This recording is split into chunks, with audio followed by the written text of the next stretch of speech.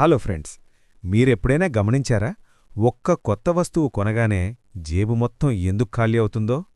ఉదాహరణకి, ఒక కొత్త షర్టు కొంటారు.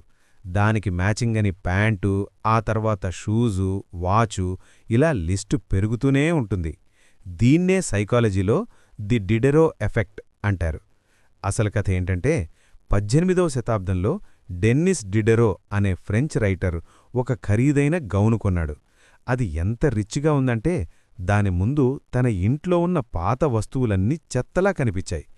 దాంతో ఆ ఒక్క గౌను లెవెల్ మెయింటైన్ చేయడానికి సోఫా, చైరు, చివలకు ఇల్లు మొత్తం మార్చేసి పాపం పూర్తిగా అప్పులపాలయ్యాడు. మనం కూడా అంతే.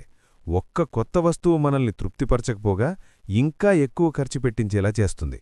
So friends, next time shopping చేసేటప్పుడు ఈ డిడెరోగాణ్ణి గుర్తుచేసుకోండి. అనవసరమైన ఖర్చులు తగ్గించుకోండి.